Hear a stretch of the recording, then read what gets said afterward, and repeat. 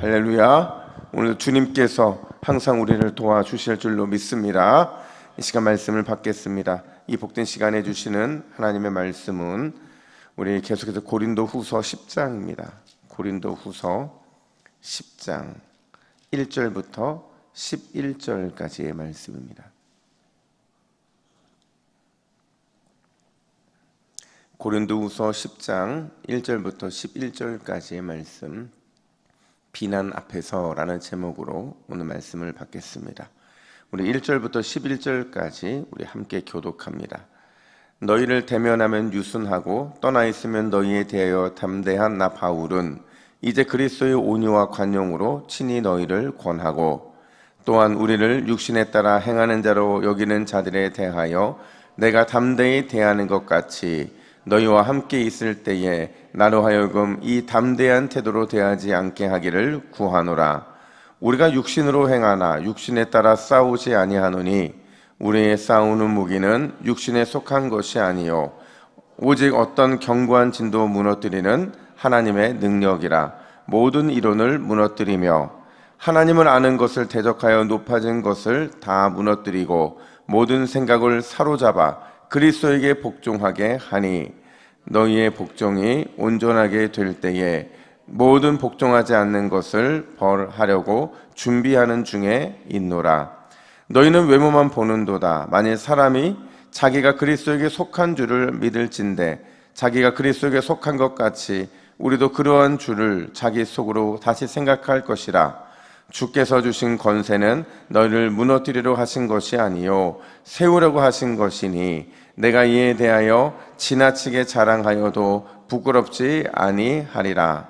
이는 내가 편지들로 너희를 놀라게 하려는 것 같이 생각하지 않게 함이라. 그들의 말이 이는 그의 편지에는 무게가 있고 힘이 있으나 그가 몸으로 대할 때는 약하고 그 말도 시원하지 않다 하니, 함께 읽습니다. 이런 사람은 우리가 떠나 있을 때에 편지들로 말하는 것과 함께 있을 때에 행하는 일이 같은 것임을 알지라. 아멘. 모간 브레이즈라는 사람이 있어요. 그가 어떤 글을 썼는데 한번 여러분 이게 무엇인지 맞춰보세요. 어떤 글이었냐면 이런 글입니다. 나는 치명적인 타격을 가할 수 있는 힘과 기술이 있다. 나는 상대방을 죽이지 않고도 승리할 수 있다. 나는 수많은 사람들을 파멸시킬 수 있다. 나는 바다보다 더 많은 노예를 거느리고 있으며 나는 결코 망각하지 않으며 결코 용서하지 않는다. 내 이름은 무엇이다. 여러분 이게 과연 무엇이 뭘까요? 정답은 비난입니다.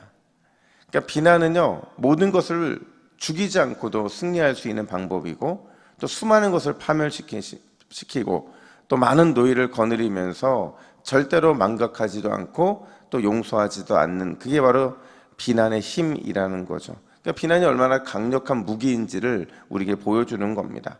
오늘 본문의 바울도요, 이 비난이라고 하는 강력한 것 앞에 마주하고 있어요. 여러분 고린도 교회가 어떤 교회예요? 바울의 눈물과 수고로 세워진 교회잖아요. 바울의 헌신과 열정으로 굳건해진 교회잖아요. 근데 그런 교회로부터 바울이 가장 많은 비난을 받았어요. 얼마나 바울에게 큰 상처가 됐겠냐 하는 거죠. 그렇다면 도대체 오늘 본문에서 무엇 때문에 바울은 이런 비난을 받았을까? 우리 1절 상반절 말씀을 같이 한번 읽어볼까요? 1절 상반절입니다. 시작. 너희를 대면하고 하면 유순하고 떠나 있으면 너희에 대하여 담대한 나 바울은. 여러분 지금 바울이요, 자신을 설명하고 있는 글이 아니에요. 이게 무슨 의미냐면 바울이 앞뒤가 다르다라고 말하고 있는 그 비난을 다시 한번 설명을 하는 겁니다. 그러니까 앞에서는 따뜻한 사람인 것처럼 행하지만 뒤에서는 너무나도 권위적인 모습을 가진, 이중적인 태도를 가진 게 바로 바울의 모습이라는 비난을 하고 있는 거예요. 여러분 이 평가가 맞습니까? 아니죠. 우리가 아는 바울은 절대로 그런 이중적인 사람이 아니잖아요. 근데도 오늘 본문에 보면 또 후반부에 이런 비난까지 해요. 우리 10절 말씀도 한번 읽어볼까요? 10절입니다. 시작. 그들의 말이 그의 편지들은 무게가 있고 힘이 있으나 그가 몸으로 대할 때는 약하고 그 말도 시원하지 않다 하니. 무슨 말이냐면 외적으로 보면 정말 형편이 없는 사람이라는 거죠. 그러니까 보이는 게 그 정도이면 아마 내적으로도 특별한 것이 없을 것이다 라고 그들은 비난을 하고 있는 겁니다.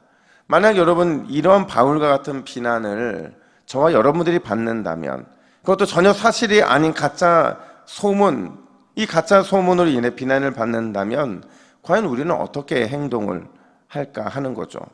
여러분, 오늘 본문은 바울이 이럴 때 어떤 태도를 보이는 게 성숙한 자세이고 또 어떻게 행동해야 우리를 통해 그리스도의 영광이 나타날 수 있는지 오늘 본문은 말해줘요. 첫 번째가 뭐냐면요, 이럴 때 절대로 감정과 기분의 노예가 되지 않아야 한다라는 겁니다.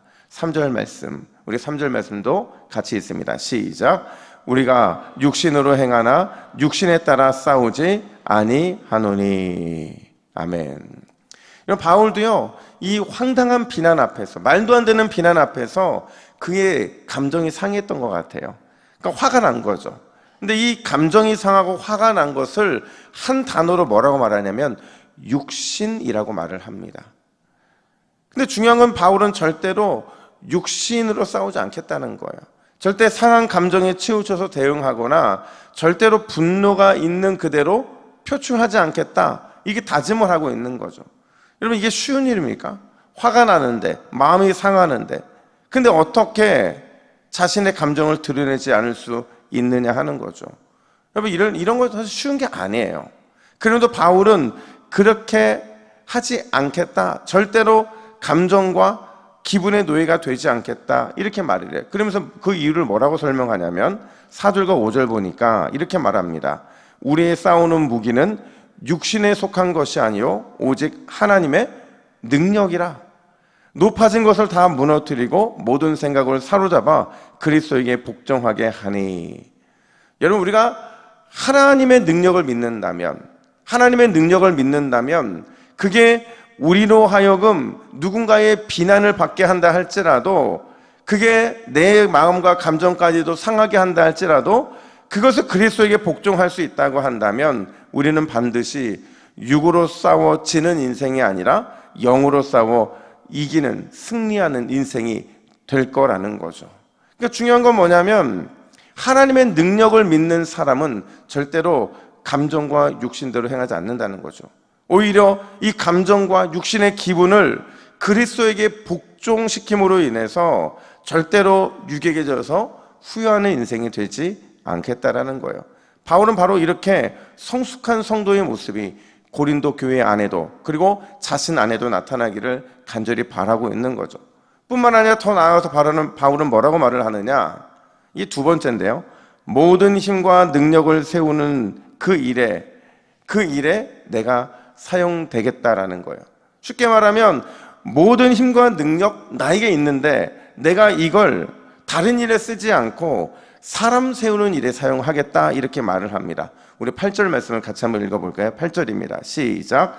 주께서 주신 권세는 너희를 무너뜨리려고 하신 것이 아니요 세우려고 하신 것이니 내가 이에 대하여 지나치게 자랑하여도 부끄럽지 아니하리라. 아멘. 여러분, 바울은요 정말 대단한 권세를 가지고 있는 사람이었어요. 오늘날로 말하면 정말 잘 나가는 사람이었거든요. 과거에 그는 랍비 가말리엘이라고 하는 최고의 학파에서 배웠고요, 정통 유대인이었고 또 로마 시민이었잖아요. 그리고 현재도 여전히 그리스도의 사랑받는 사도이고 가장 위대한 복음 전도자인데, 한번 생각해 보세요. 바울에게 이런 거짓 소문 하나 무마시킬 힘이 없었겠어요? 바울에게 잘못된 소문을 퍼뜨리는 사람, 그 한 사람 정리하는 게 어려운 일이겠느냐 하는 거죠. 아니에요. 바울에게는 충분한 힘이 있고 충분한 능력이 있었어요. 그럼에도 불구하고 바울은 절대로 자기가 가진 힘과 능력을 다른 데 사용하지 않겠다, 이렇게 말을 해요. 이 모든 힘을 사람 세우는 일에만 사용하겠다, 이렇게 말을 하는 거죠. 여러분, 왜 바울은 이렇게 자기의 힘과 권세를 자기를 변호하는 데 사용하지 않고 있는 것이냐? 다시 8절을 보시면 여러분, 바울에게는요 평생 잊을 수 없는, 그리고 어떤 문제 앞에서도 반드시 지키려고 했던 신념과 믿음이 있는데, 그게 뭐냐면요, 나는 사람을 세우는 일, 영혼 살리는 일에 부름을 받았다라는 그 사명을 잃지 않는 거였다는 거죠. 때로는 억울하고 참을 수 없는 일이 있어도, 화가 나고 치밀어 오르는 일이 있어도 그거 견딜 수 있겠다는 거예요. 이 확신만 있으면. 과연 그 확신이 무엇일까 생각해 보면, 여러분, 바울이요, 오늘 고린도 후서에서만 그러는 게 아니라 바울 서신 전체뿐만 아니라 그의 삶에 보면 사람은 세우는 일에 굉장히 집착합니다. 그랬던 이유가 뭐냐면요, 바나바 때문에 그래요. 여러분, 바나바가 어떤 사람입니까? 바나바는요, 가망 없다고 여겨지는 사람, 또 버림받은 사람, 항상 이런 사람들에게 한 번 더 기회를 주면서 그 사람을 세웠던 일, 그 일에 탁월했던 게 바로 바나바였거든요.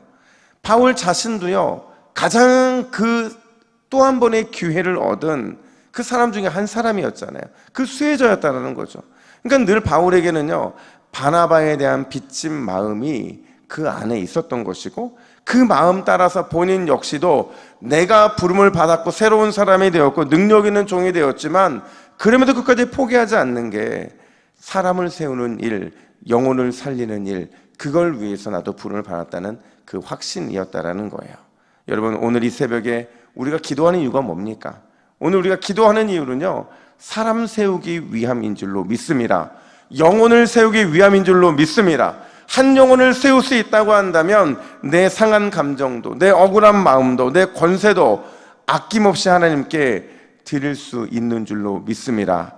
오늘 주님께 사람 세우는 일에 우리의 모든 마음들을, 우리의 모든 힘을 쏟을 때에 주님께서 그런 우리에게 더 큰 권세와 더 큰 능력을 허락해 주실 줄로 믿습니다. 오늘 함께 그 마음으로 기도 제목을 같이 읽습니다.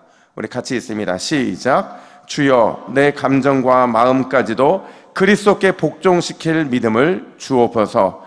영혼 세우는 일에만 내 모든 힘과 능력을 사용하게 하옵소서. 아멘. 기도하겠습니다. 하나님 아버지, 우리에게는 권세도 있고 힘도 있고 능력도 있지만 이 모든 일은 오직 한 영혼을 세우는 그 일에만 사용하라고 하나님이 주신 것인 줄로 믿습니다. 나의 물질도, 또 내 생각도, 내 마음도, 모든 것도 그런 일을 위해 부름받은 줄로 믿사오니 오늘 내 감정과 마음 그리스도께 온전히 복종시킬 수 있도록 인도하여 주시고, 그 주님으로 인하여 내가 날마다 순종하며 감사하며 살아가는 모든 동북의 새벽 기도자들 될 수 있도록 주께서 역사하여 주시옵소서. 감사드리며 예수님의 이름으로 기도하옵나이다. 아멘.